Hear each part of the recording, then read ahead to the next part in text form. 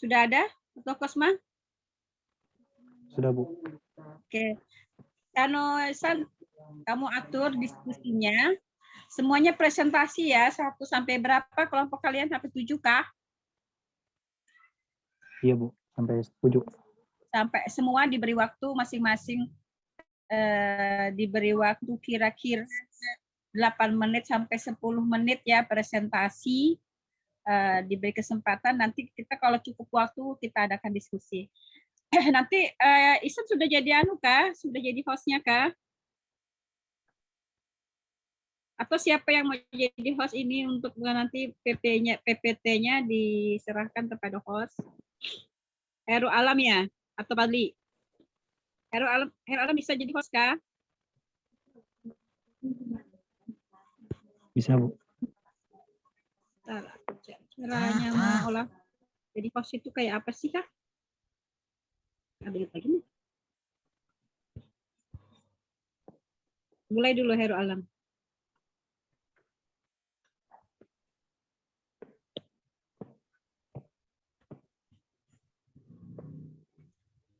Baik, bismillahirrahmanirrahim. Assalamualaikum warahmatullahi wabarakatuh. Waalaikumsalam warahmatullahi wabarakatuh. Sebelum kita memulai perkuliahan pada siang hari ini, marilah kita bersama-sama membaca surat Al-Fatihah.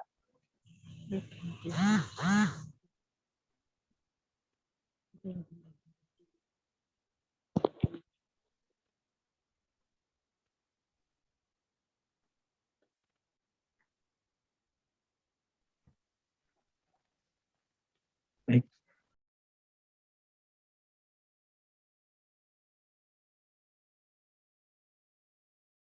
Hari ini kita kelompok 1, saya persilakan untuk menampilkan untuk mempresentasikan hasil presentasinya.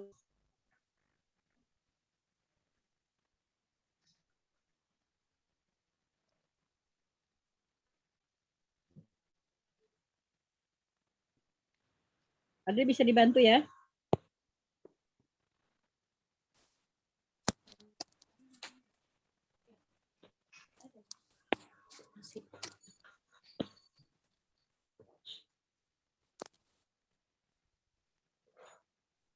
Baik, Assalamualaikum warahmatullahi wabarakatuh.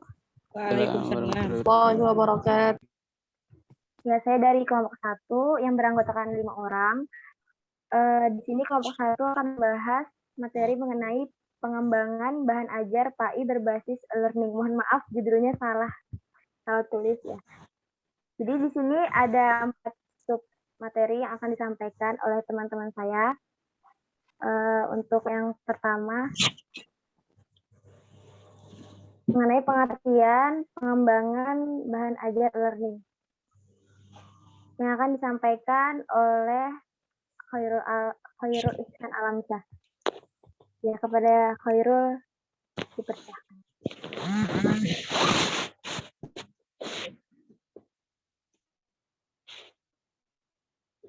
Alhamdulillah.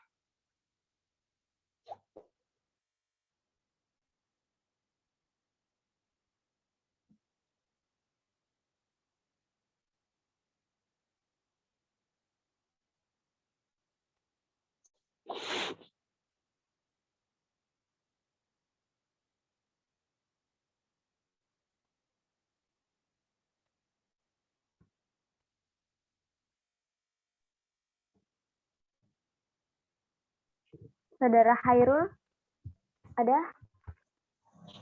Ada, bentar. Boleh disampaikan ya.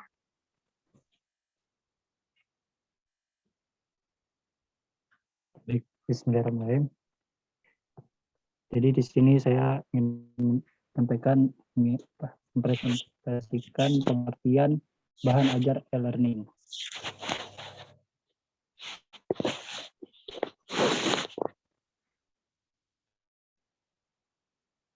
Bahan ajar adalah segala bentuk bahan yang digunakan untuk membantu guru dalam melaksanakan kegiatan belajar mengajar. Jadi secara garis besar, bahan ajar terdiri dari pengetahuan, keterampilan, dan sikap yang harus dipelajari siswa dalam rangka mencapai standar kompetensi.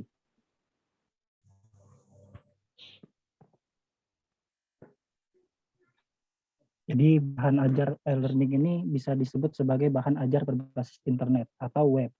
Jadi sesuai dengan namanya, pengertian bahan ajar e-learning adalah bahan ajar yang disiapkan, dijalankan, dan dimanfaatkan dengan media web. Pemanfaatan melalui web ini dapat memudahkan guru untuk menunjukkan bahan ajar yang baik karena dapat memuat teks, gambar, maupun dalam bentuk simulatif. Selanjutnya akan disampaikan oleh Selanjutnya saya serahkan kembali ke moderator. Ya baik, jadi materi karakteristik akan disampaikan oleh Aldi Winata. Pada saudara Aldi, boleh disampaikan.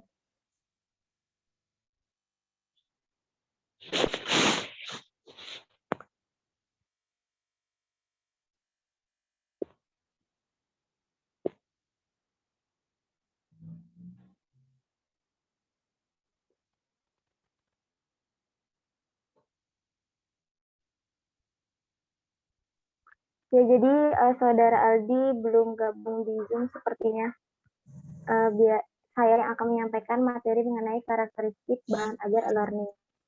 Jadi karakteristik bahan ajar e-learning yang pertama, memanfaatkan keunggulan komputer atau digital media ataupun teknologi jaringan dan komputer network. Yang kedua yaitu memanfaatkan teknologi multimedia sehingga suasana pembelajaran menjadi menarik, tidak membosankan, dan pada akhirnya memotivasi siswa. Kemudian yang ketiga, memanfaatkan teknologi elektronik, di mana guru dan siswa dan sesama siswa atau guru sama guru dapat berkomunikasi dengan relatif mudah tanpa dibatasi oleh hal-hal yang protokoler. Yang keempat, yaitu menggunakan bahan ajar bersifat mandiri atau self-learning materials. Yang kelima, disimpan di komputer sehingga dapat diakses oleh guru dan siswa kapan saja dan di mana saja bila yang bersangkutan memerlukannya. Dan yang terakhir, yaitu memanfaatkan pertukaran data atau information sharing yang secara interaktif dapat dilihat setiap saat di komputer.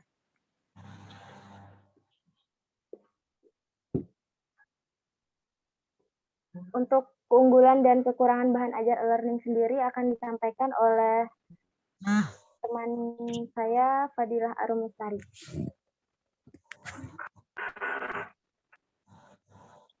Selanjutnya, keunggulan dan kekurangan bahan ajar e-learning. Keunggulannya memberikan kemudahan bagi guru dalam untuk menjelaskan hal-hal yang abstrak. Kedua, berubahnya peran siswa dari yang biasanya pasif menjadi aktif, serta mempunyai ketertarikan pada materi yang sedang dibahas. Yang ketiga, siswa dapat belajar atau menelaah bahan ajar sewaktu-waktu karena bahan ajar dapat tersimpan di komputer. Yang keempat, siswa dapat menggunakan bahan ajar atau petunjuk belajar yang terstruktur dan terjadwal melalui jaringan internet. Adapun kekurangannya, yang pertama, belum semua wilayah tersedia komputer, listrik, dan fasilitas internet. Kemudian guru dituntut mengetahui teknik pembelajaran yang menggunakan teknologi, informasi, dan komunikasi. Yang ketiga, kecenderungan mengabaikan aspek akademik atau aspek sosial. Yang terakhir, kurangnya interaksi face-to-face atau tatap muka langsung antara guru dan siswa, bahkan antar siswa itu sendiri. Selanjutnya, saya akan ke moderator.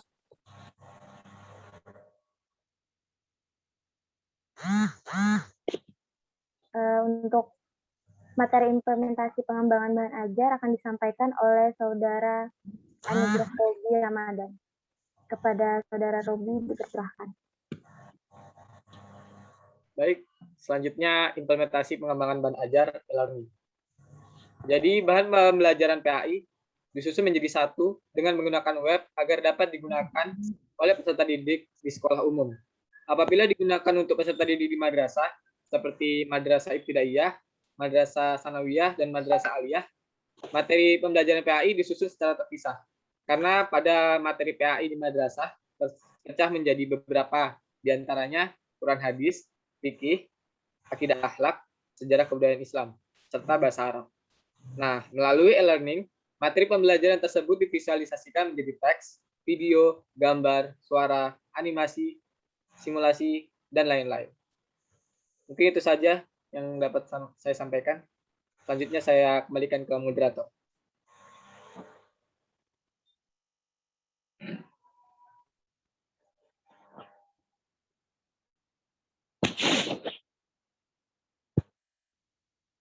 Moderatornya. Ya, baik. Untuk jenis-jenis bahan ajar e-learning akan saya sampaikan sendiri. Adapun jenis bahan ajar itu ditinjau dari fungsi dan media terbentuk. Jadi ditinjau dari dua, yaitu fungsi dan media. Next slide.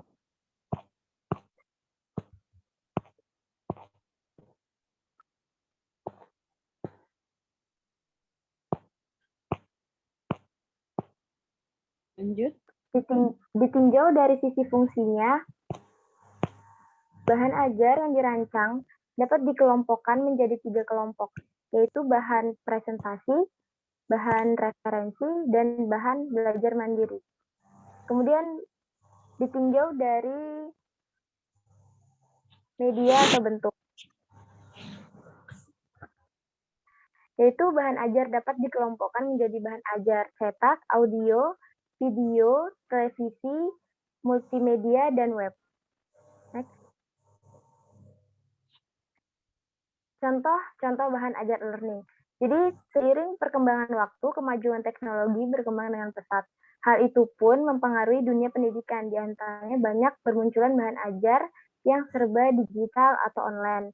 Nah, berikut contoh bahan ajar learning itu ada Bimbel Smart, Rumah Belajar, Ruang Guru, Edmodo, Pahamivi, Zenius, Google Classroom, yang sering kita pakai juga, Brandly, Kuiper, dan Kelas Kita.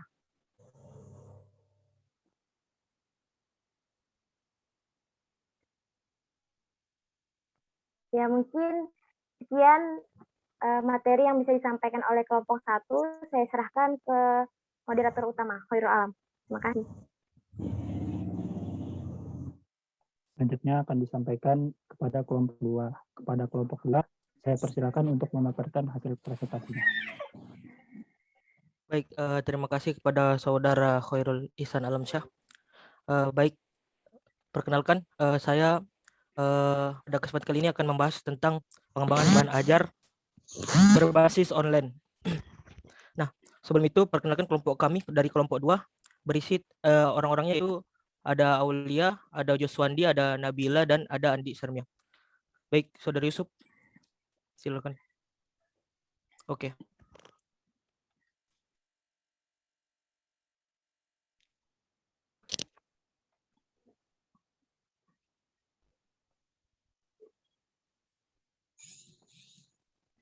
Ada bawakannya lagi.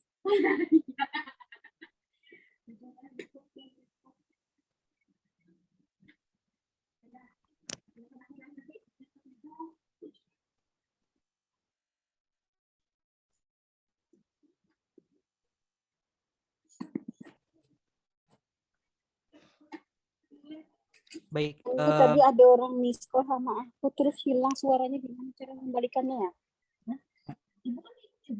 Iya, mengembalikan suara, ada orang miss-call masuk, hilang suaranya. Gimana caranya mengembalikan suaranya?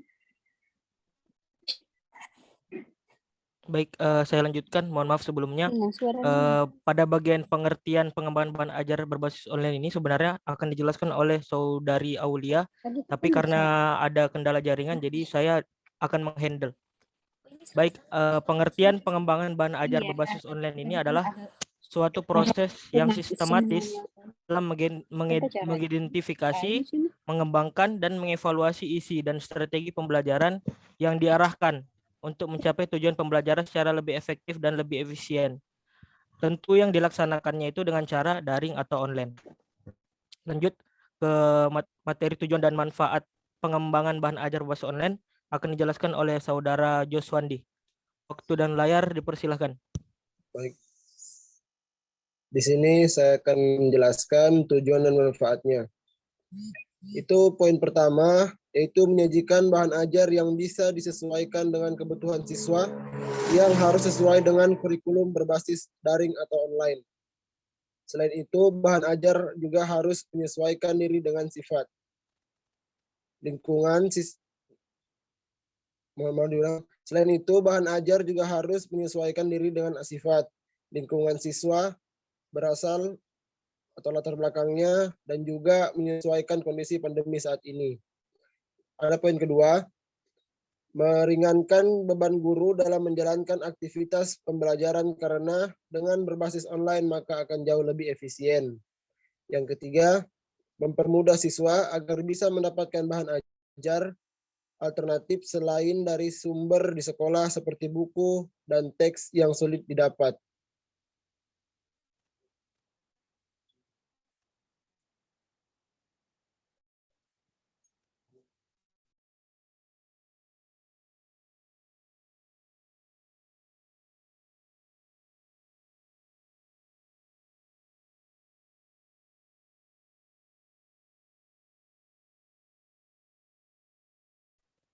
Baik, terima kasih kepada Saudara Josndi atas pemaparannya. Kemudian lanjut ke materi bagian karakteristik pengembangan bahan ajar berbasis online yang akan dijelaskan oleh Saudari Nabila. Kepadanya waktu dan layar dipersilakan. Baik, saya di sini akan menjelaskan tentang karakteristik pengembangan bahan ajar berbasis online. Yang pertama itu, materi pembelajaran terdiri atas teks, grafik, dan unsur multimedia seperti video, audio, dan animasi. Yang kedua, adanya aplikasi komunikasi yang real-time dan tidak real-time seperti ruang chat, forum diskusi, dan konferensi video. Yang ketiga, menggunakan web browser. Yang keempat, penyimpanan, pemeliharaan, dan pengadministrasian materi dilakukan dalam web server. Dan yang kelima, menggunakan internet protokol untuk memfasilitasi komunikasi antara peserta didik dengan materi pembelajaran. Yang keenam, memanfaatkan jasa teknologi elektronik di mana guru dan siswa relatif mudah berkomunikasi tanpa ada batasan yang bersifat protokoler. Dan yang terakhir, memanfaatkan keunggulan teknologi yang sudah sangat berkembang seperti handphone dan komputer. Sekian dari saya kembalikan kepada moderator. Terima kasih kepada Saudari Nabila yang sudah memaparkan. Kemudian lanjut ke materi yang terakhir yaitu kelebihan dan kekurangan pengembangan bahan ajar berbasis daring atau online yang akan dijelaskan oleh Saudari Andi Sarmia. Kepadanya waktu dan layar dipersilakan. Baik, di sini saya akan menjelaskan tentang kelebihan dan kekurangan. Kelebihan yang pertama, memungkinkan setiap pelajar dimanapun, kapanpun untuk mempelajari apapun. Yang kedua, kemampuan untuk membuat tautan atau link, sehingga pembelajaran dapat mengakses informasi dari berbagai sumber, baik di dalam maupun di luar lingkungan belajar. Yang ketiga, sangat potensial sebagai sumber belajar bagi pembelajaran yang tidak memiliki cukup waktu untuk belajar. Yang keempat, dapat mendorong pembelajaran untuk lebih aktif dan mandiri di dalam belajar. Yang kelima, menyediakan sumber belajar tambahan yang dapat digunakan untuk memperkaya materi pembelajaran. Yang keenam, menyediakan media yang dapat digunakan untuk mencari informasi yang mereka butuhkan. Yang terakhir, isi dan materi pembelajaran dapat diupdate dengan mudah. Selanjutnya, kekurangannya. Kekurangan yang pertama, akses untuk mengikuti pembelajaran dengan menggunakan media online seringkali menjadi masalah bagi pembelajaran mulai dari jaringan dan kuota. Yang kedua, dengan menggunakan pembelajaran berbasis online, pembelajaran kadang merasa susah dilaksanakan, terutama jika terdapat keterbatasan dalam fasilitas komunikasi karena tiap pelajar tidak semua mempunyai fasilitas. Yang ketiga, pembelajaran dapat cepat merasa bosan karena pada saat prosesnya banyak keterbatasan. Saya kembalikan ke moderator. Baik, terima kasih kepada semua pemateri yang sudah memaparkan materinya. dan terima kasih juga kepada semua teman-teman yang sudah mendengarkan. Baik, sekian mungkin itu dari kelompok 2. Apabila saya sebagai moderator ada kesalahan kata, mohon dimaafkan. Selebihnya saya kembalikan kepada moderator utama, kepada saudara. Baik, terima kasih kepada kelompok 2. Selanjutnya akan saya persilakan kepada kelompok 3 untuk memaparkan hasil presentasinya. Kepada kelompok 3 saya persilakan.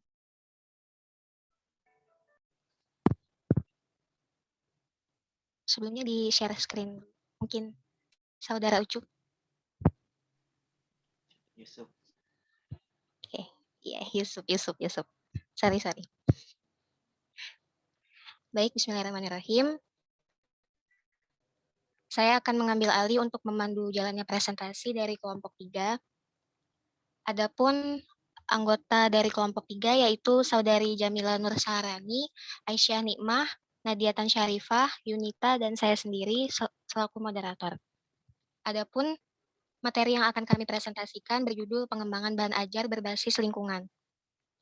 Untuk mempersingkat waktu, saya persilahkan kepada pemateri pertama, Saudari Jamila Nur Saharani, yang akan menyampaikan submateri yang berjudul definisi pengembangan bahan ajar berbasis lingkungan.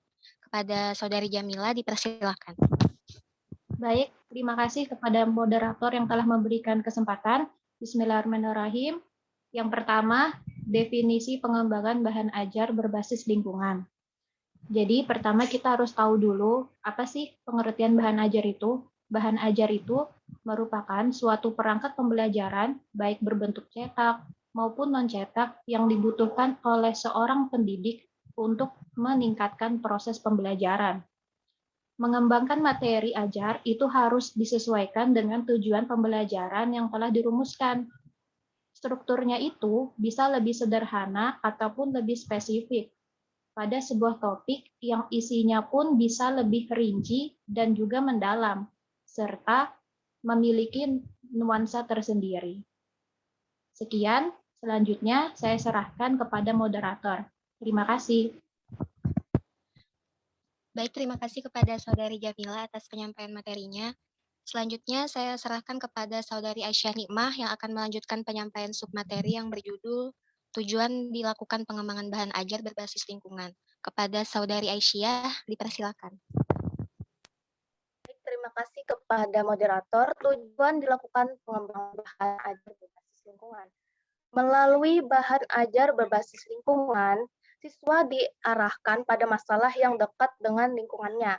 Maksudnya contohnya seperti tentang materi muamalah.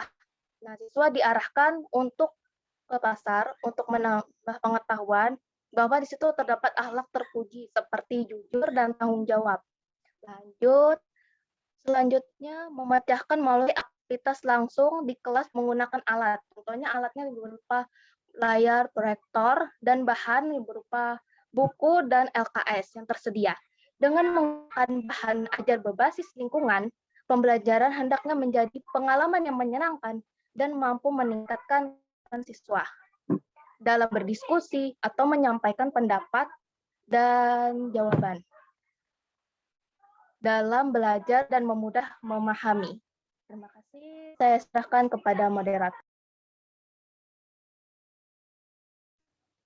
Baik, terima kasih kepada Saudari Aisyah atas penyampaian materinya. Submateri yang selanjutnya akan disampaikan oleh Saudari Nadia Tan Syarifah, yaitu tahap-tahap pengembangan dan perancangan buku ajar berbasis lingkungan sekitar. Kepada Saudari Nadia, dipersilakan. Baik, terima kasih kepada moderator yang sudah memberikan kesempatan kepada saya. Di sini saya akan membahas tentang tahap-tahap pengembangan dan perancangan buku ajar berbasis lingkungan. Yang pertama pengembangan bahan ajar diawali pada tahap pendefinisian bertujuan untuk menganalisis kebutuhan yang perlu diangkat dalam mengembangkan bahan ajar. Yang kedua, tahap perancangan. Tahap ini dihasilkan rancangan awal bahan ajar berupa buku ajar materi sumber daya alam berbasis lingkungan sekitar. Yang ketiga, tahap pengembangan. Tahap ini diperoleh bentuk akhir buku ajar yang valid setelah direvisi dengan mempertimbangkan kritik dan saran dari validator. Cukup sekian materi yang saya sampaikan, saya kembalikan kepada moderator. Baik, terima kasih kepada Saudari Nadia. Selanjutnya submateri terakhir yang berjudul urgensi penggunaan lingkungan sekitar sebagai sumber belajar dalam pembelajaran PAI akan disampaikan oleh Saudari Yunita. Kepada Saudari Yunita dipersilahkan.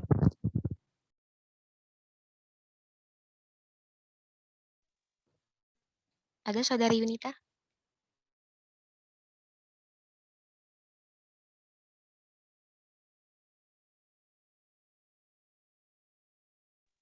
Kayaknya nggak ada deh. Oke. Kalau gitu saya akan menggantikan ya. Lingkungan sebagai media pendidikan merupakan faktor kondisional yang mempengaruhi tingkah laku individu dan merupakan faktor belajar yang penting. Lingkungan yang berada di sekitar peserta didik dapat dijadikan sebagai sumber belajar. Lingkungan meliputi masyarakat di sekeliling sekolah, lingkungan fisik di sekitar sekolah, bahan-bahan yang tersisa atau tidak dipakai, bahan-bahan bekas, dan bila diolah dapat dimanfaatkan sebagai sumber atau alat bantu dalam belajar. Serta peristiwa alam dan peristiwa yang terjadi dalam masyarakat. Jadi, media pembelajaran lingkungan adalah pemahaman terhadap gejala atau tingkah laku tertentu dari objek atau pengamatan ilmiah terhadap sesuatu yang ada di sekitar, sebagai bahan pengajaran atau pengamatan ilmiah sebagai bahan pengajaran peserta didik sebelum dan sesudah menerima materi dari sekolah dengan membawa pengalaman dan penemuan dengan apa yang mereka temui di lingkungan mereka. Lanjut. Pembelajaran dengan menggunakan lingkungan sekolah sebagai media pembelajaran merupakan suatu proses pembelajaran yang memberikan pengalaman langsung kepada peserta didik, sehingga peserta didik termotivasi, aktif, kreatif, inovatif, mandiri, dan bertanggung jawab untuk dirinya, dan tetap menjaga kelestarian lingkungannya. Pembelajaran berbasis lingkungan adalah suatu pembelajaran yang menggunakan objek belajar sebagai pengalaman nyata, mengamati secara langsung, memperoleh data-data secara akurat, dan dapat belajar secara mandiri ataupun berkelompok. Selanjutnya, lingkungan yang dapat dijadikan sebagai media pembelajaran dikategorikan menjadi 3 macam, yaitu lingkungan sosial, lingkungan alam, dan lingkungan buatan. Lingkungan sosial sebagai sumber belajar pendidikan agama Islam berkenaan dengan interaksi manusia dalam kehidupan bermasyarakat, seperti kegiatan organisasi sosial, adat istiadat, mata pencaharian, kebudayaan, pendidikan, kependudukan, struktur pemerintahan, agama, dan sistem nilai. Dalam praktik pembelajaran pendidikan agama Islam, penggunaan lingkungan sosial sebagai media dan sumber belajar hendaknya dimulai dari lingkungan yang paling dekat, seperti keluarga, tetangga, rukun warga, kampung, desa, kecamatan, dan seterusnya. Penggunaan lingkungan ini harus disesuaikan dengan kurikulum yang berlaku dan tingkat perkembangan peserta didik. Lanjut. Kemudian ada lingkungan alam. Nah, lingkungan alam ini merupakan segala sesuatu yang sifatnya alamiah atau natural, seperti keadaan geografis, iklim, suhu udara, musim, curah hujan, flora, fauna, dan sumber daya alam, seperti air, hutan, tanah, batu-batuan, dan lain-lain. Aspek-aspek lingkungan alam tersebut dapat dipelajari secara langsung oleh para peserta didik melalui cara-cara tertentu. Dengan mempelajari lingkungan alam, diharapkan para peserta didik dalam kegiatan pembelajaran pendidikan agama Islam dapat lebih memahami materi di sekolah, serta dapat menumbuhkan cinta terhadap alam. Kesadaran untuk menjaga dan memelihara kelestarian lingkungan, turut serta dalam menanggulangi kerusakan dan pencemaran lingkungan, serta tetap menjaga kelestarian kemampuan sumber daya alam bagi kehidupan manusia. Baik, cukup sekian penyampaian materi dari kelompok 3. Kemudian saya alihkan lagi kepada Saudara Khairul Alam. Kurangnya kami dari kelompok 3 mohon maaf. Wassalamualaikum warahmatullahi wabarakatuh. Waalaikumsalam warahmatullahi wabarakatuh. Oke, terima kasih kepada kelompok 3 yang sudah memaparkan hasil presentasinya. Selanjutnya akan saya persilakan kepada kelompok 4 untuk menyampaikan hasil presentasinya. Kepada kelompok 4, saya persilakan. Sebelumnya di-scan dulu ya, PPT-nya. Mas Yusuf.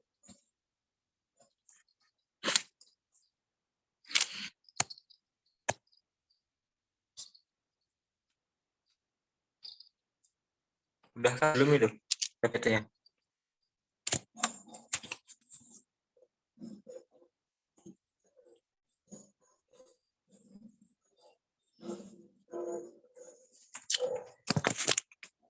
Ya, Assalamualaikum warahmatullahi wabarakatuh. Waalaikumsalam warahmatullahi wabarakatuh. Selamat siang teman-teman, selamat siang Ibu.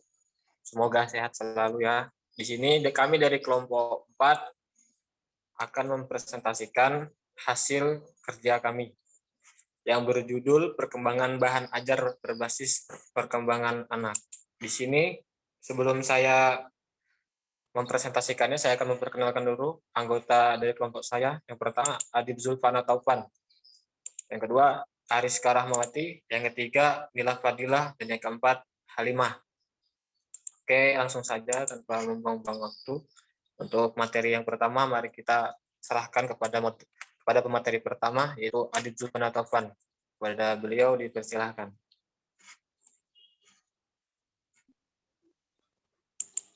Baik, terima kasih kepada moderator.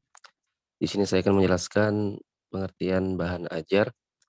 Menurut National Center for Competency Based Training, pengertian bahan ajar adalah segala bentuk bahan yang digunakan untuk membantu guru atau instruktur dalam melaksanakan proses pembelajaran. Bahan yang dimaksudkan dapat berupa bahan tertulis maupun tidak tertulis. Pandangan dari ahli lainnya mengatakan bahwa bahan ajar adalah seperangkat materi yang disusun secara sistematis, baik tertulis maupun tidak tertulis, sehingga tercipta suatu lingkungan atau suasana yang memungkinkan siswa belajar. Sementara menurut Direktorat Pembinaan Sekolah Menengah Atas, pengertian bahan ajar adalah segala bentuk bahan yang digunakan untuk membantu guru dalam melaksanakan kegiatan belajar mengajar. Bahan yang dimaksud bisa berupa bahan tertulis maupun bahan tidak tertulis. Berdasarkan definisi tersebut, dapat disimpulkan bahwa bahan ajar merupakan komponen pembelajaran yang digunakan oleh guru sebagai bahan belajar bagi siswa dan membantu guru dalam melaksanakan kegiatan belajar mengajar di kelas. Saya serahkan kembali kepada moderator. Ya, terima kasih kepada Saudara Adib yang telah mempresentasikan materi yang pertama. Selanjutnya, pemateri yang kedua yaitu yang berjudul jenis-jenis bahan ajar yang akan dipresentasikan oleh Saudari Ariska Rahmawati. Kepada beliau, saya persilahkan. Baik, terima kasih moderator. Jenis-jenis bahan ajar perkembangan untuk anak di sini ada 5. Yang pertama, bahan ajar yang tidak diproyeksikan. Yang kedua, bahan ajar yang diproyeksikan. Yang ketiga, bahan ajar audio. Yang keempat, bahan ajar video. Dan yang terakhir, bahan ajar video.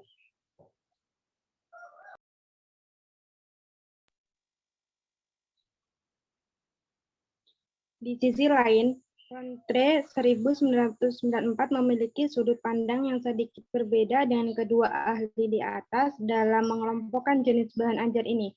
Menurut Rontre, jenis bahan ajar dapat dikelompokkan ke dalam 4 kelompok jenis bahan ajar berdasarkan sifatnya, yaitu yang pertama, bahan ajar berbasiskan cetak, termasuk di dalamnya buku, pamflet, panduan belajar siswa, bahan tutorial, buku kerja siswa, peta, card, foto, bahan dari majalah dan koran, dan lain-lain. Yang kedua, bahan ajar yang berbasiskan teknologi, seperti audio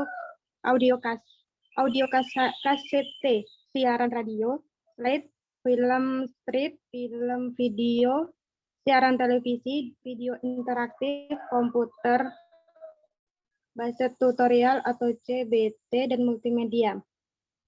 Yang ketiga, bahan ajar yang digunakan untuk praktek atau proyek seperti kit sains, lembar observasi, lembar wawancara, dan lain-lain. Yang keempat, bahan ajar yang dibutuhkan untuk keperluan interaksi manusia atau terutama untuk keperluan pendidikan jarak jauh, misalnya telepon, handphone, video conferencing, dan lain sebagainya.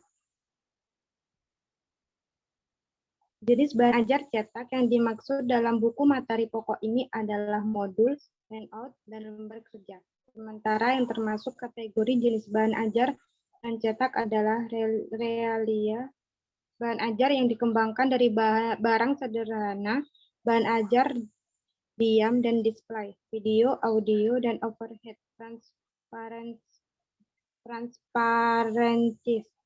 Bahan ajar memiliki beragam jenis. Ada yang cetak maupun non-cetak. Bahan ajar cetak yang sering dijumpai antara lain berupa handout, buku, modul, brosur, dan lembar kerja siswa.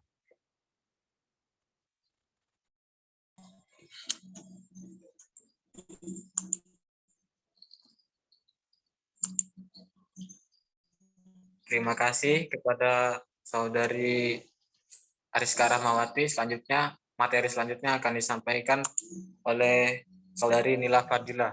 Materinya yang berjudul prinsip-prinsip dalam memilih bahan ajar. Kepada beliau kami persilahkan. Baik, terima kasih kepada moderator. Sebelumnya saya mohon maaf untuk mematikan kamera karena jaringan di tempat saya lagi kurang stabil. Selanjutnya adalah prinsip-prinsip pemilihan bahan ajar. Ada 3 prinsip dalam memilih bahan ajar untuk perkembangan anak. Yang pertama, prinsip relevansi, yang artinya keterkaitan. Materi pembelajaran hendaknya relevan atau ada kaitan dengan pencapaian standar kompetensi dan kompetensi dasar. Misalnya, jika kompetensi yang diharapkan dikuasai anak berupa menghafal fakta, maka materi pembelajaran yang harus diajarkan oleh guru harus juga berupa fakta. Yang kedua, prinsip konsistensi yang artinya kesesuaian. Jika kompetensi dasar yang harus dikuasai oleh anak itu ada 4 macam, maka bahan ajar yang harus diajarkan oleh guru juga harus meliputi 4 macam. Dan yang ketiga, ada prinsip kecukupan, yang artinya materi yang diajarkan hendaknya cukup memadai dalam membantu anak menguasai kompetensi dasar yang diajarkan oleh guru. Materi tidak boleh terlalu sedikit dan juga tidak boleh terlalu banyak. Jika terlalu sedikit, akan kurang membantu anak mencapai standar kompetensi dan kompetensi dasar. Dan sebaliknya, jika terlalu banyak, akan membuang-buang waktu dan tenaga anak untuk mempelajarinya. Sekian dari saya kembalikan ke moderator. Oke, terima kasih kepada Saudari Nila Fadila. Materi yang terakhir yaitu Saudari Halimah yang akan memaparkan materi yang berjudul contoh bahan ajar untuk anak. Kepada beliau saya persilakan. Di sini saya akan membacakan contoh bahan ajar untuk anak. Yang pertama itu bahan ajar berbasis cetak, contohnya buku, pamflet, panduan belajar siswa, tutorial, buku kerja siswa, peta, kars, foto, dan lain sebagainya. Yang kedua, bahan ajar berbasis teknologi, contohnya audio, kastel, interaktif, tutorial, dan multimedia. Yang ketiga, yaitu bahan ajar yang dipergunakan untuk proyek atau praktek, contohnya kit sains, lembar observasi, dan lembar wawancara. Dan yang terakhir, bahan ajar yang dibutuhkan untuk keperluan telepon, handphone, video, conferencing, dan lain sebagainya. Selanjutnya saya kembalikan kepada moderator. Terima kasih kepada pemateri terakhir yang bernama Saudari Halimah.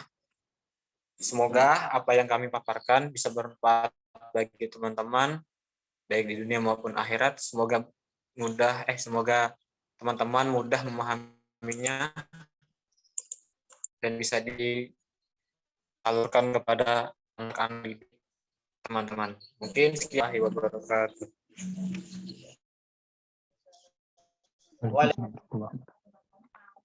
Selanjutnya saya akan disampaikan oleh kelompok 6. Kepada kelompok 6, saya persilakan untuk menampilkan atau memaparkan hasil materinya. Kelompok 5 lah. Kelompok 5. Baik. Assalamualaikum warahmatullahi wabarakatuh. Waalaikumsalam warahmatullahi wabarakatuh. Kami dari kelompok 5 yang beranggota 5 orang, Yuyun Haryanti, Nabila Herunisa, Fadli Yusuf Ramadan, sama saya sendiri, sama Halimah. Baik, langsung saja ke pemaparan materinya yang akan disampaikan oleh sahabat Nabila. Saya dipersilakan kepada sahabat Nabila. Baik, terima kasih moderator. Saya akan menjelaskan pengertian model pembelajaran kooperatif. Kooperatif berasal dari kata kooperatif yang artinya mengerjakan sesuatu secara bersama-sama dengan saling membantu satu sama lainnya sebagai satu kelompok atau satu tim. Pembelajaran kooperatif atau cooperative learning adalah suatu metode belajar dan mengajar yang menekankan pada sikap atau perilaku bersama di pembelajaran atau strategi dalam alam bekerja. Dengan kata lain, pembelajaran dilakukan dengan membuat sejumlah kelompok dengan jumlah peserta didik 2 sampai dengan 5 anak yang bertujuan untuk saling memotivasi antara anggotanya untuk saling membantu agar tujuan dapat tercapai secara maksimal. Selanjutnya saya serahkan kepada moderator. Baik, terima kasih kepada sahabat Nabila. Untuk pemaparan kedua yang akan disampaikan Yuyun Haryanti. Kepada Yuyun Haryanti, saya dipersilakan. Baik, saya akan menjelaskan materi yang kedua, yaitu tujuan pembelajaran komparatif. Tujuan pembelajaran komparatif itu berbeda dengan kelompok tradisional yang menerapkan sistem kompetensi, di mana keberhasilan individu diorientasikan pada kegagalan orang lain. Sedangkan tujuan dari pembelajaran komparatif adalah menciptakan situasi di mana keberhasilan individu ditentukan atau dipengaruhi oleh keberhasilan kelompoknya. Model pembelajaran komparatif dikembangkan untuk mencapai setidak-tidaknya 3 tujuan pembelajaran penting, yaitu yang pertama, hasil belajar akademik. Dalam belajar komparatif, meskipun mencakup beberapa tujuan sosial, juga memperbaiki prestasi siswa atau tugas-tugas akademis penting lainnya. Beberapa ahli berpendapat bahwa model ini unggul dalam membantu siswa memahami konsep-konsep sulit. Yang kedua, penerimaan terhadap perbedaan individu. Tujuan lain model pembelajaran komparatif adalah penerimaan secara luas dari orang-orang yang berbeda berdasarkan ras, budaya, kelas sosial, kemampuan, dan ketidakmampuannya. Yang selanjutnya atau yang terakhir yaitu pengembangan keterampilan sosial. Tujuan penting ketiga pembelajaran komparatif adalah mengajarkan kepada siswa keterampilan bekerja sama dan kolaborasi. Sekian materi yang saya sampaikan, saya kembalikan kepada moderator. Baik. Terima kasih kepada sahabat Yuyun Haryanti.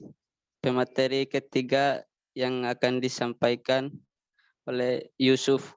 Kepada Yusuf, dipersilakan.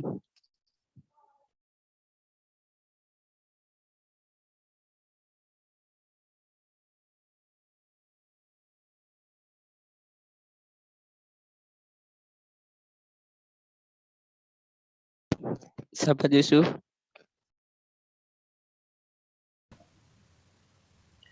Baik, ada nggak suaranya? Oke. Jenis-jenis pembelajaran kooperatif. Yang pertama adalah Student Teams Achievement Division. STAT mengacu pada belajar kelompok, menyajikan informasi akademik baru pada siswa setiap minggu dengan menggunakan presentasi verbal dan teks. Setiap kelompok harus heterogen, yaitu laki-laki dan perempuan, bermacam suku dan berkemampuan tinggi, sedang, dan rendah. Yang kedua, Jigsaw. Setiap anggota bertanggung jawab untuk mempelajari bagian tertentu dari bahan yang diberikan. Misalnya, mahasiswa akan mempelajari tentang perjurnalan, maka siswa secara berbeda mempelajari tentang nama-nama perkiraan, jenis-jenis jurnal, dan bentuk-bentuk jurnal. Anggota dari kelompok lain juga mempelajari hal yang sama. Kelompok tersebut kita sebut dengan kelompok ahli, yaitu ahli nama-nama perkiraan, ahli jenis-jenis jurnal, dan ahli bentuk-bentuk jurnal. Ketiga, investigasi kelompok. Model ini merupakan model cooperative learning yang paling kompleks dan sulit diterapkan. Pendekatan ini memerlukan norma dan struktur kelas yang rumit, yaitu mengajar siswa keterampilan, komunikasi, dan proses kelompok yang baik. Pengajar membagi kelompok dengan anggota 5 atau 6 yang heterogen. Untuk beberapa kasus, kelompok dibentuk dengan mempertimbangkan keakraban atau minat yang sama dalam topik tertentu. Selanjutnya, selanjutnya saya persilakan ke moderator. Kembalikan ke moderator. Baik, terima kasih kepada sahabat Yusuf. Pemateri terakhir yang akan disampaikan oleh Hilma. Kepada Hilma dipersilakan. Baik, terima kasih moderator. Di sini saya akan menjelaskan mengenai karakteristik pembelajaran kooperatif. Menurut Wina Sanjaya, ada beberapa karakteristik pembelajaran kooperatif, diantaranya yang pertama, yaitu pembelajaran secara tim.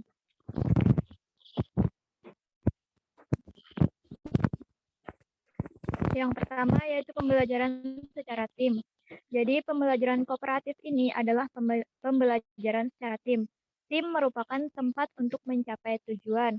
Oleh karena itu, tim harus mampu membuat setiap siswa belajar dengan cara saling membantu agar tercapainya tujuan pembelajaran. Yang kedua, yaitu didasarkan pada manajemen kooperatif. Jadi pembelajaran kooperatif ini memerlukan perencanaan yang matang agar proses pembelajaran berjalan secara aktif. Misalnya tujuan apa yang akan dicapai, terus bagaimana cara mencapainya, dan sebagainya. Yang ketiga, yaitu kemauan untuk bekerja sama. Dalam pembelajaran kooperatif, setiap anggota kelompok bukan saja harus diatur tugas dan tanggung jawab masing-masing, akan tetapi juga ditanamkan rasa perlu saling membantu. Yang keempat, yaitu keterampilan bekerja sama. Jadi kemampuan untuk bekerja sama itu kemudian dipraktekkan melalui aktivitas dan kegiatan yang tergambarkan dalam keterampilan bekerja sama. Siswa perlu didorong untuk mau dan sanggup berinteraksi dan berkomunikasi dengan anggota lain. Mungkin itu saja yang dapat saya sampaikan. Selebihnya saya kembalikan ke moderator. Baik, terima kasih kepada sahabat Tia 5. Mungkin itu aja dari penyampaian dari kelompok 5. Lebih dan kurangnya kami mohon maaf. Saya kembalikan kepada moderator Khairul Alam.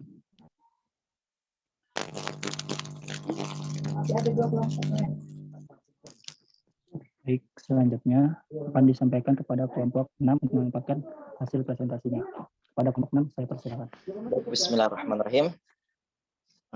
Assalamualaikum warahmatullahi wabarakatuh. Alhamdulillah, nikmat sehat, nikmat iman. Salawat serta salam terlalu kepada junjungan kita Nabi besar Muhammad SAW. Baik, di sini kami ke kelompok 6 yang beranggotakan saya sendiri, Nur Rubin, Suci Rahmawati, Silvia Nur Hikmah, Fatimatul Ajhara, dan Zainal. Ya, di sini pertama untuk menyampaikan materi pertama itu saya sendiri, sekarang dilanjut Kak Suci Rahmawati, dilanjut Kak Sylvia, dilanjut Kak Fatimatul Ajhara.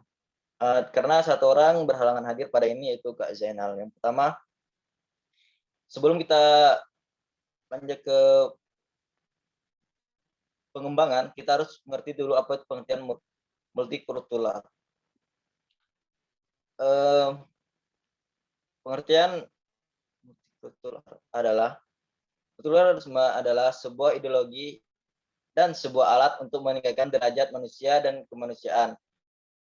Untuk dapat memahami multikultural, semua diperlukan landasan pengetahuan yang berupa bangunan konsep-konsep yang relevan dan mendukung keberadaan serta fungsinya multikultural. Melalui pendidikan, multikultural ini diharapkan akan dicapai suatu kehidupan masyarakat yang damai, harmonis, dan menjunjung tinggi nilai-nilai kemanusiaan sebagaimana yang telah diamalkan dalam Undang-Undang Dasar. Oke, selanjutnya, kedua, pendidikan multikultural. Pendidikan multikultural adalah pendidikan yang menghargai perbedaan dan mewadahi beragam perspektif dari berbagai kelompok kultural atau budaya. Tujuan penting dari pendidikan multikultural adalah pemerataan kesempatan bagi semua siswa. Peran pendidikan dalam multikultural hanya dapat dimengerti di dalam kaitannya dengan falsafah hidup, kenyataan hidup yang akan meliputi disiplin-disiplin ilmu yang lain seperti ilmu politik, filsafat, khususnya falsafah postmodernisme atau paradigma berpikir dalam sikap kritis terhadap pola pikir dan prinsip-prinsip modernisme, antropologi atau ilmu tentang manusia, dan sosiologi. Orientasi yang seharusnya dibangun dan diperhatikan antara lain meliputi orientasi manusia, orientasi kebersamaan, orientasi kesejahteraan, orientasi profesional, orientasi mengakui pluralitas dan heterogenitas. Yang terakhir, orientasi anti hegemoni dan anti dominisasi. Oke, mungkin itu saja dari saya. Selanjutnya kita lanjut pada pemateri selanjutnya, pada Suci Rahmawati. Saya persilahkan. Baik, terima kasih pada moderator. Di sini saya akan memaparkan tentang pendekatan multikultural. Pendekatan dalam pendidikan multikultural yang dikembangkan oleh beberapa negara menurut Khairul Mahfud yang ada 4, yaitu pendidikan mengenai perbedaan kebudayaan, pendidikan mengenai perbedaan pemahaman kebudayaan, pendidikan bagi pluralisme kebudayaan, dan pendidikan multikultural sebagai pengalaman moral.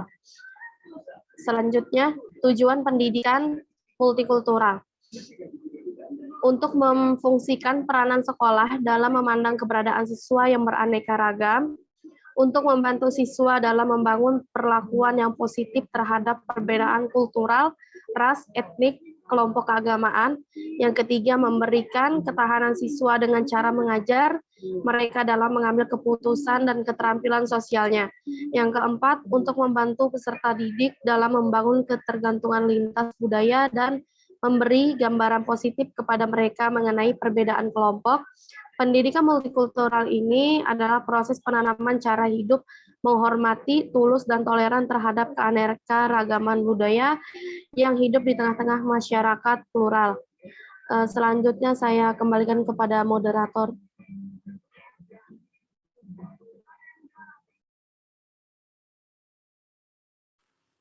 Ya, saya akan membacakan tentang alasan pembelajaran multikultural.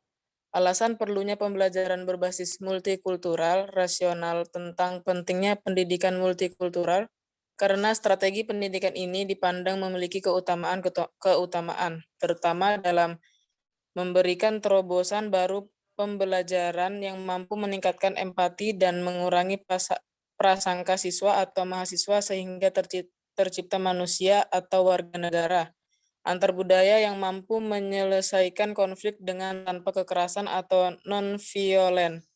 Kedua, menerapkan pendekatan dan strategi pembelajaran yang potensial dalam mengedepankan proses interaksi sosial dan memiliki kandungan afeksi yang kuat. Yang ketiga, model pembelajaran multikultural membantu guru dalam mengelola proses pembelajaran menjadi lebih efisien dan efektif, terutama memberikan kemampuan peserta didik dalam membangun kolaboratif dan memiliki komitmen nilai yang tinggi dalam kehidupan masyarakat yang serba majemuk. Dan yang keempat, memberikan kontribusi bagi bangsa Indonesia dalam penyelesaian dan mengelola konflik yang bernuansa sara yang timbul di masyarakat dengan cara meningkatkan empati dan mengurangi prasangka. Selanjutnya,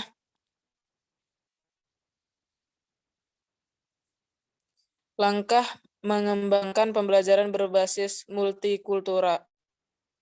Ada beberapa hal yang perlu dijadikan perhatian dalam mengembangkan pembelajaran berbasis multikultural. Di antaranya, 1. Melakukan analisis faktor potensial bernuansa multikultural. Analisis faktor yang dipandang penting dijadikan pertimbangan dalam mengembangkan model pembelajaran berbasis multikultural yang meliputi A. Tuntunan kompetensi mata pelajaran yang harus dibekalkan kepada multikultural.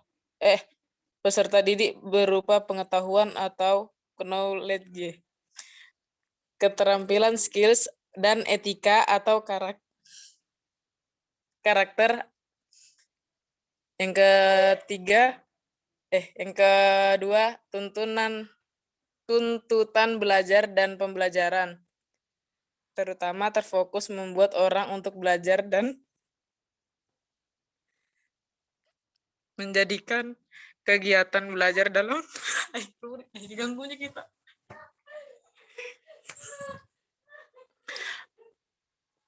adalah proses kehidupan. C. Kompetensi guru dalam menerapkan pendekatan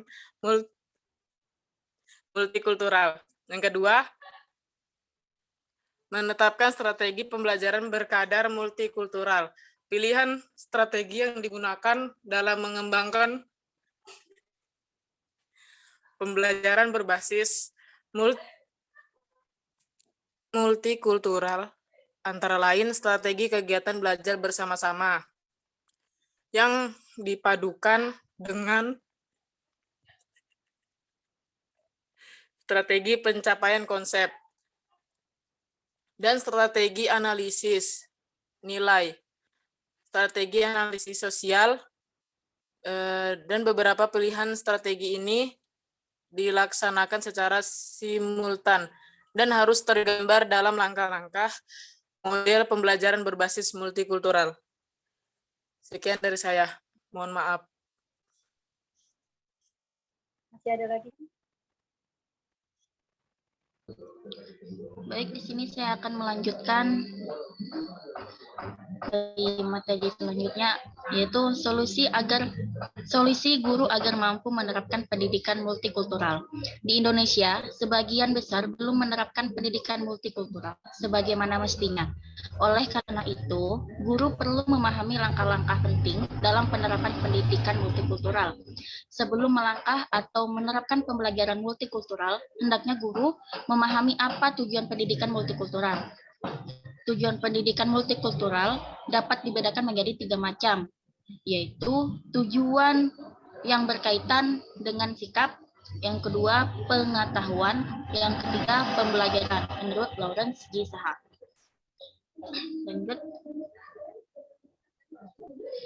Selanjutnya, strategi dan manajemen pendidikan multikultural. Yang pertama, lingkungan fisik. Untuk menciptakan lingkungan fisik yang aman dan nyaman, guru dapat mempertimbangkan aspek pencahayaan, warna, pengaturan meja dan kursi, tanaman, dan musik. Guru yang memiliki pemahaman terhadap latar belakang budaya siswanya akan menciptakan lingkungan fisik yang kondusif untuk belajar. Yang kedua, lingkungan sosial. Lingkungan sosial yang aman dan nyaman dapat diciptakan oleh guru melalui bahasa yang dipilih, lingkungan simpatik antara siswa, dan perlakuan adil terhadap siswa yang beragam budayanya. Yang ketiga, ada gaya pengajaran guru. Selain lingkungan fisik dan sosial, siswa juga memerlukan gaya pengajaran guru yang menggembirakan.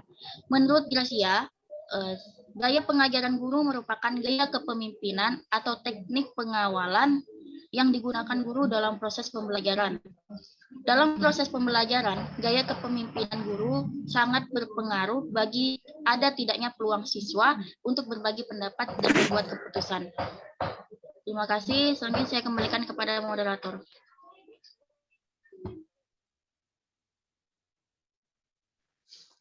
Baik, terima kasih kepada pemateri yang telah memaparkan materinya. Kurang lebihnya, kami mohon maaf dari kelompok 6. Mungkin ada kata-kata atau perilaku kami yang kurang berkenan. Kami mohon maaf yang sebesar-besarnya. Saya akhiri. Dan saya kembalikan kepada moderator. Saya akhiri. Assalamualaikum warahmatullahi wabarakatuh. Waalaikumsalam. Waalaikumsalam warahmatullahi wabarakatuh. Baik, selanjutnya akan disampaikan kepada kelompok 7. Kepada kelompok 7, saya persilakan untuk memaparkan hasil presentasinya. Baik, langsung saja. Terima kasih sebelumnya kepada moderator. Auzubillahi minasyaitonirrajim. Bismillahirrahmanirrahim. Assalamualaikum warahmatullahi wabarakatuh. Perkenalkan kami dari kelompok 7 beranggotakan saya sendiri, Wulan Maulani, Muhammad Fauzan Herizon, Nur Rahmah, dan Kak Sulaiman. Di sini kami membahas tentang pengembangan bahan ajar berbasis 4D. Tidak menampik bahwa materi yang kami bawakan lumayan rumit, tapi kami mencoba untuk menyampaikannya sesederhana mungkin. Ya.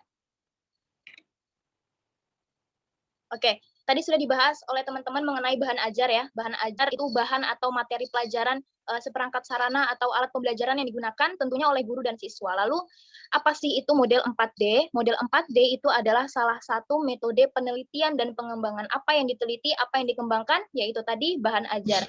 Sesuai namanya, model 4D terdiri dari 4 tahapan utama. Boleh di next? Ya, sesuai namanya, model 4D itu terdiri dari 4 tahapan utama, ada define, design, develop, and disseminate. Yang pertama, ada tahap define, pendefinisian. Ya, tahap pendefinisian itu adalah tahap awal dari adanya model 4D, yaitu sebagai syarat dari pengembangan. Sederhananya, pada tahap ini itu adalah tahap dari analisis kebutuhan bahan ajar itu sendiri. Ya, jadi ada 5 dari tahap define. Boleh di next lagi? Oke, terima kasih. Dari tahap define itu ada 5. Ya, oke. Yang pertama ada analisa awal, front end analysis, yaitu kita menentukan dasar permasalahan yang dihadapi dalam proses pembelajaran.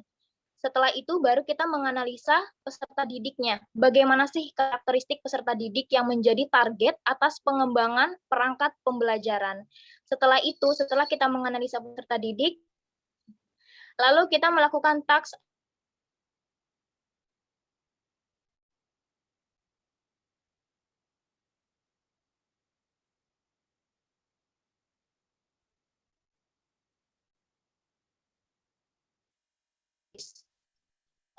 bagaimana kita mengajarkan konsep pokok itu ke siswa kita nantinya. Setelah itu baru kita melakukan perumusan tujuan pembelajaran, yaitu berguna untuk merangkum hasil dari konsep analisis tadi dan analisa tugas untuk menentukan perilaku dari objek penelitian. Sampai sini bingung?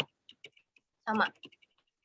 Yang kedua, ada tahap desain, yaitu perancangan. Ada 4.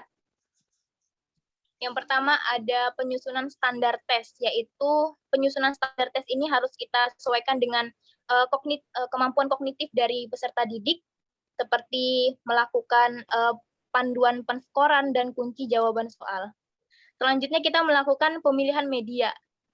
Pemilihan media itu dilakukan untuk mengidentifikasi media pembelajaran yang sesuai dan relevan dengan karakteristik dari materi tersebut. Terus selanjutnya adalah format selection, pemilihan format.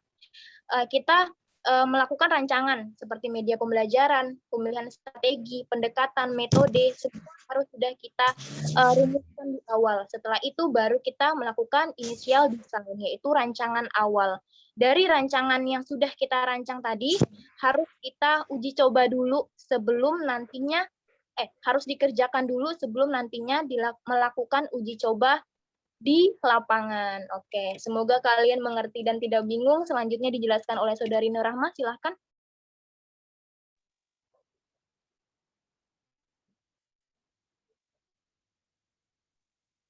Baik, terima kasih Saudara Wulan. Tadi sampai mana ya?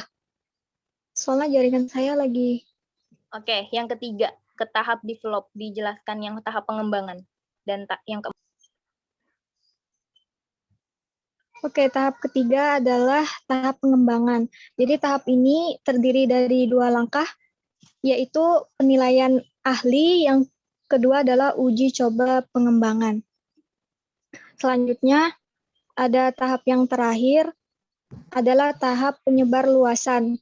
Jadi tahap ini ialah dilakukan untuk mempromosikan produk hasil pengembangan agar diterima pengguna oleh individu, kelompok, atau sistem. Pengemasan materi harus selektif agar menghasilkan bentuk yang tepat. Mungkin itu saja dari saya. Selanjutnya saya kembalikan ke moderator.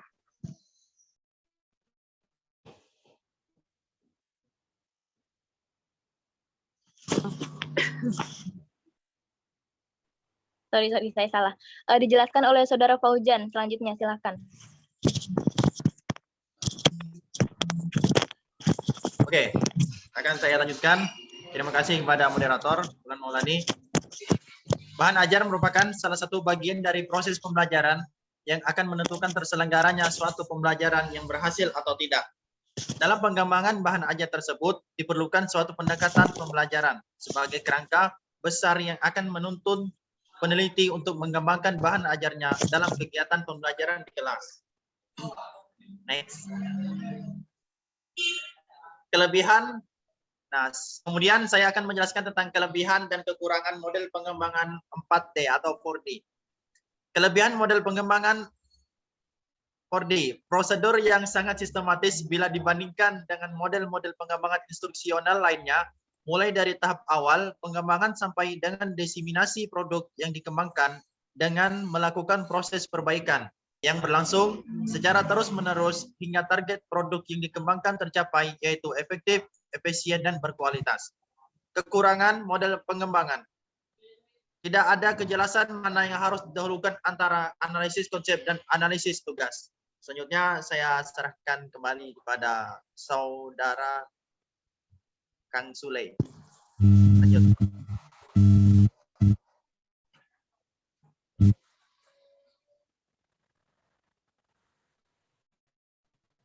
Ya, langsung ke saya atau ke moderator dulu.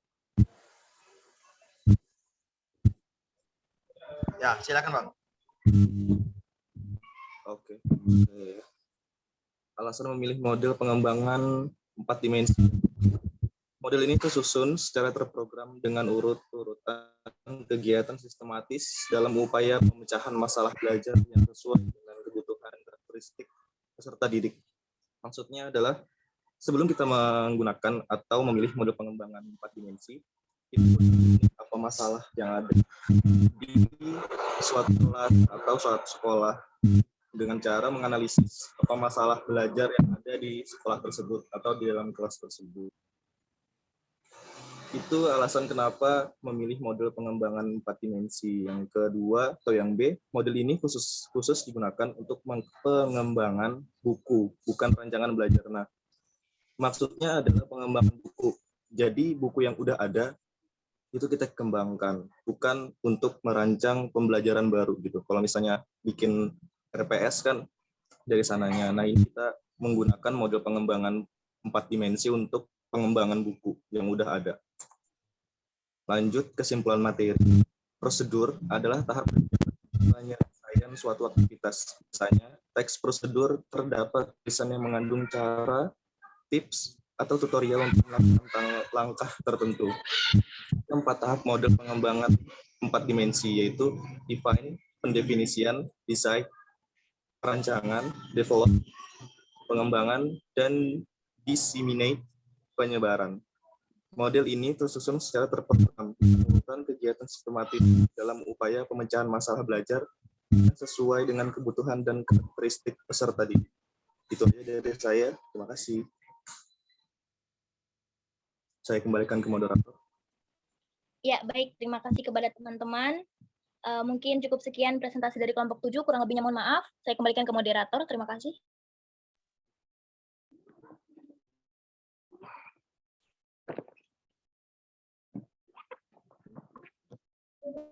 Baik, terima kasih kepada kelompok 1 dan kelompok 7. Langsung saja saya buka kembali sesi tanya jawab kepada masing-masing kelompok. Untuk pertanyaan bisa langsung dikirim lewat chat Zoom.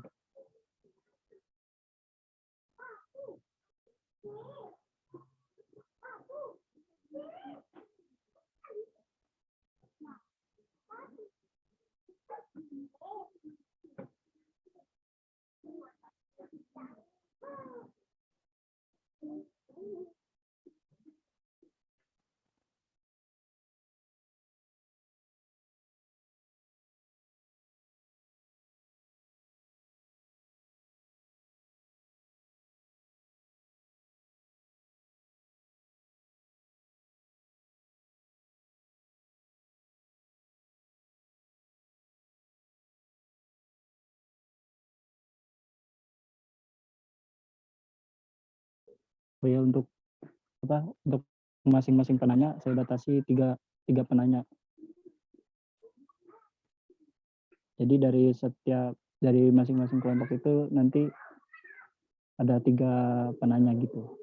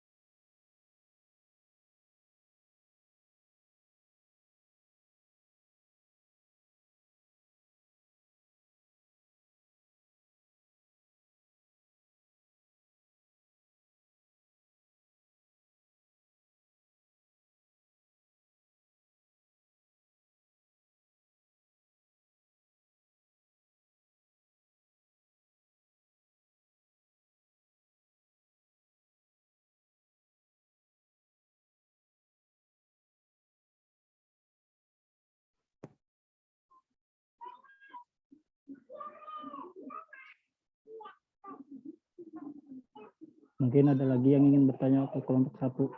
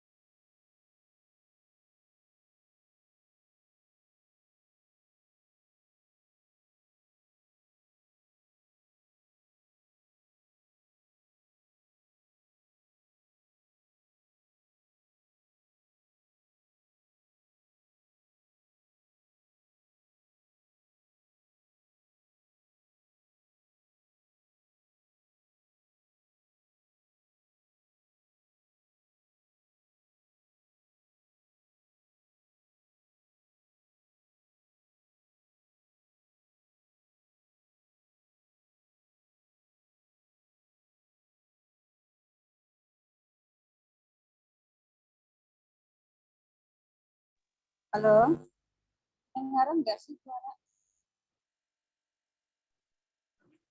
Dengar, Bu. Ya, Bu, Eh, kedengaran, Bu. Sampai di mana tadi tanya jawab tadi ya? Ya, Bu. Ada masalah nggak?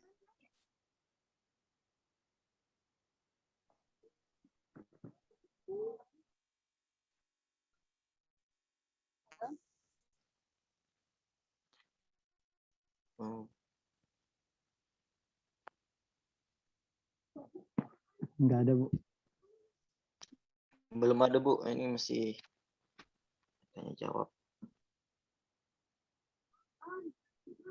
Ya perhatikan. Saya ada contohkan itu di WA group tentang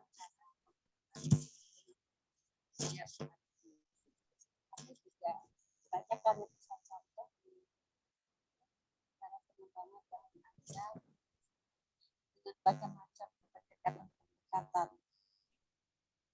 Yang paling marak sekarang itu kan memang yang 4D ini. Bagaimana seorang guru bisa membuat persiapan untuk diajarkan kepada anak-anak mereka masa depan Anda tuh begini ya, di sini sebenarnya masa depan Anda, di mana seorang guru bisa menciptakan bahan ajar mengajar dimanapun Anda berada, kemudian memperkaya hasanah guru, membuat bentuk-bentuk pengajaran, misalnya ada yang berbasis lingkungan tadi ya, berbasis sosial dan lain sebagainya. Nah, itu semua dibuatkan dalam bentuk video-video. Jadi anak-anak akan melihat Anda menyampaikan bahan ajar itu secara tidak langsung ya. Misalnya Anda yang membuatnya lama memang itu persiapannya, konsepnya. Mau nanti sampai kepada share yang terakhir kayak 4D tadi kan di-share, disampaikan ke orang, nanti baru nanti ada perubahan, ada perbaikan setelah nanti dilihat orang banyak. Nah, di beberapa fakultas yang ada di seluruh Indonesia ya, mahasiswanya udah pandai-pandai membuat pengembangan bahan ajar melalui video-video. Tidak tahu sekarang sebenarnya ada yang mudah sih, ada yang langsung seperti dia pembawa acara berita biasa, dia menyampaikan, ada juga yang berupa gambar-gambar, ada yang tadi bentukkan sampaikan tadi ada bentuk tutorial ya, begitu tadi. Kan guru kan sekarang bikin tutorial cara pengajaran kepada anak-anak mengerjakan apa, ada tutorial yang dibuat oleh guru. Jadi anak meniru. Malah para anak muda yang milenial sekarang ini kan mereka banyak bikin tutorial di TikTok dan lain sebagainya yang ditiru orang banyak. Gerakan-gerakan tarian gitu kan ditiru orang. Jadi sebagai sebuah tantangan ke depan, masa depan kalian itu di situ. Ya, masa depan kalian sebagai guru nantinya ke depan ya seperti itu. Bagaimana kalian bisa menciptakan bahan ajar dengan berbasis macam-macam.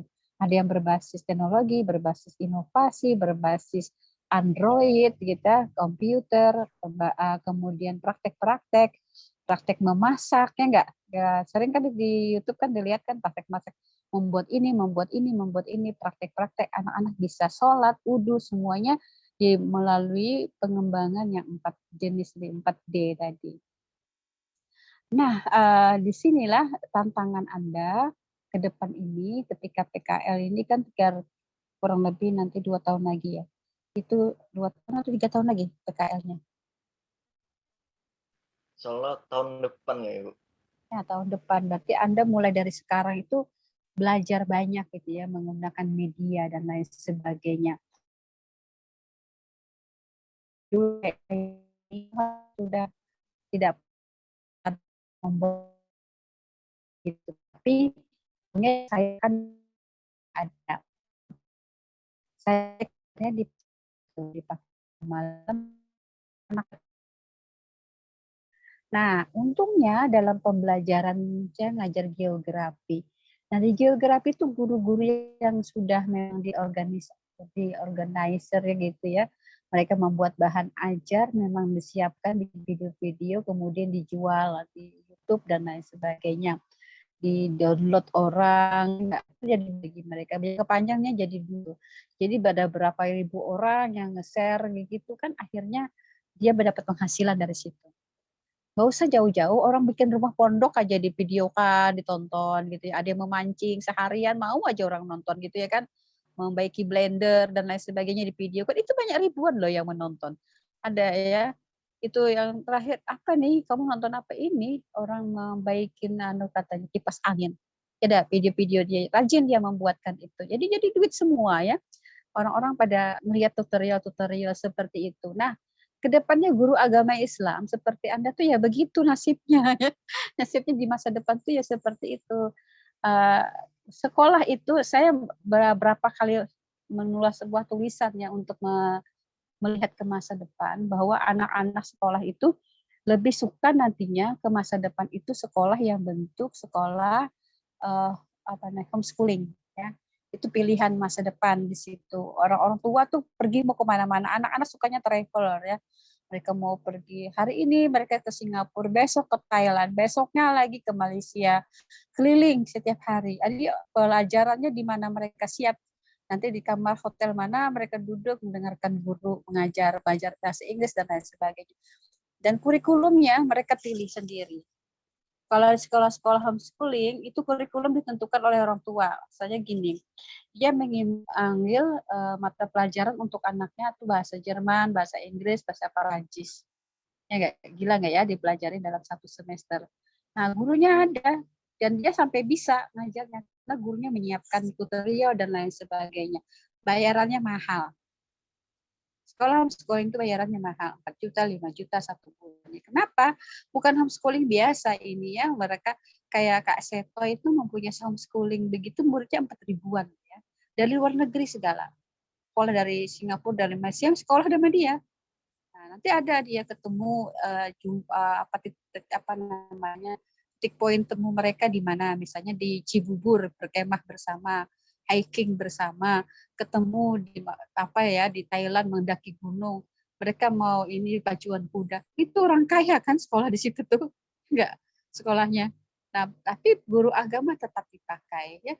Kenapa? Guru agama tuh seperti ke masa depan itu seperti ke zaman raja-raja zaman dulu gitu loh, paham ya? Raja-raja zaman dulu tuh guru tuh ngikutin kemana pangeran pergi. Jadi Anda begitu.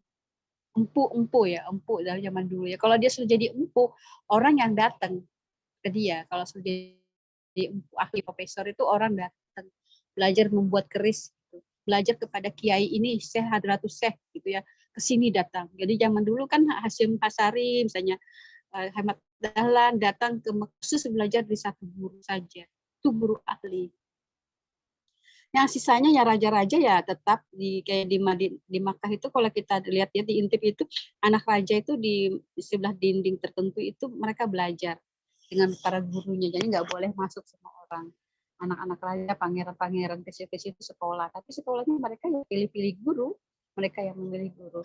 Nah, masalahnya di masa depan dengan pengembangan bahan ajar ini, tantangan Anda adalah mengolah bahan dasar untuk mengajar. Kemudian Anda juga punya keterampilan dan Anda juga punya kemampuan. Keterampilan beda ya dengan kemampuan. Kemampuan tuh misalnya kayak gini, Anda bisa berbahasa Inggris tuh, Anda mampu berbahasa Inggris. Keterampilan adalah keahlian kayak komputer, memotret ya, gitu ya. Ahli IT itu keterampilan Anda membuat ini. Nah, ya semua orang nanti keahlian yang dibahas dunia sekarang ini kan adalah kemampuan humaniora, kemampuan humanistik gitu, kemampuan berbahasa, kemampuan melakukan akademik dan lain sebagainya. Nah, tahukah Anda zaman sekarang ini bahwa yang bisa menentukan kehebatan apa ya untuk seperti intelijen dan sebagainya itu ataupun tentara dan lain sebagainya mereka dikalahkan oleh apa ya kalau kayak intelijen itu mereka dikalahkan oleh cyber army. Cyber army adalah orang-orang yang ahli di teknologi. Jadi misalnya gini, contoh nih ya, tahu nggak kalau Anda itu bisa kena jebakan ya, tiba-tiba Anda punya uang terhutang 120 juta padahal nggak pernah pinjam uang. Terus ID Anda itu disebarkan kemana-mana, orang-orang suruh bayarkan hutang Anda, padahal nggak pernah berhutang kan? Tapi ID Anda terancam. Akhirnya Anda laporlah ke OJK dan lainnya karena orang-orang ini betul-betul penjahat ya, penjahat cybercrime. Mereka bisa mengambil uang Anda, misalnya cukup dihipnotis saja, kamu bisa diambil uangnya. Nah, itu kemampuan 4 dimensi tadi itu ya, masuk ke ranah-ranah yang tidak bisa Anda sentuh. Kenapa? Karena semua orang kecanduan dengan namanya IT dan Android, ponsel, ataupun komputer, internet. Jadi orang karena masuk ke situ akhirnya terjadi merambah usaha baru. Itu merupakan ke dunia nyata ya. Dunia virtual itu menjadi sasaran utama. Nah, Anda di masa depan itu membuat bahan ajar itu menyesuaikan dengan kondisi lingkungan. Paham nggak maksud saya? Mengajarkan akidah akhlak itu kalau lewat tutorial itu bagaimana? Ketika Anda mengajarkan akhlakul karimah ke anak-anak, contohnya bagaimana? Contoh gini, para ustadz-ustadz, misalnya Ustadz Somad, misalnya bisa diikutin kan sama orang. Kita belajar sama dia secara online di mana-mana. Kita belajar fikih dengan Ustadz, misalnya Ustadznya di Banjarmasin, kita dengarkannya di sini dan dihalalkan kita boleh nggak bisa datang ikut pengajiannya kan ke sana mendengarkan beliau mengajarkan tasawuf, tapi kita setiap beliau mengajar kita hadir. Kehadirannya dalam bentuk apa ya? Online itu tadi kita bilang hadir, saya ada. Nah, itu ya. Halo? Ya, Bu. Ya, Bu. Halo? Ya, Bu. Dengar nggak apa yang saya katakan? Dengar. Ya. Kira-kira setelah saya paparkan begini menarik nggak tantangan hidup Anda ke depan? Menarik, Bu, dan kayaknya semakin berat. Ya, makanya ini bercoba ya. Jadi jangan merasa Anda saja gini saya tugasin begini, ini kok saya disuruh begini, saya belum ini ya itu kita masa depan itu tidak butuh orang-orang cengeng ya, orang-orang yang lambat, orang yang tidak bisa, orang yang selalu punya alasan. Orang yang tidak mau itu adalah orang yang selalu punya alasan. Nggak bisa, aku ini sakit, aku ini selalu ada alasan. Itu alasan itu kan Anda bikin. Nah, jadi orang-orang yang selalu punya alasan akan ketinggalan zaman. Orang Anda akan dilibas, Anda tidak punya kesempatan untuk maju. Karena yang dibutuhkan orang itu adalah speed. Speed. Kecepatan ya. Motor itu lo lambat, itu menghambat orang. Ya enggak? Kamu ini mau laju, tapi orang di depan tuh lambat. Ini bahaya ini, yang lambat ini membuat orang celaka yang cepat. Di mana-mana kecepatan. Bedanya speed itu penting bagi pembalap, ya enggak? Beda sedikit 0, detik itu kemenangan orang lain.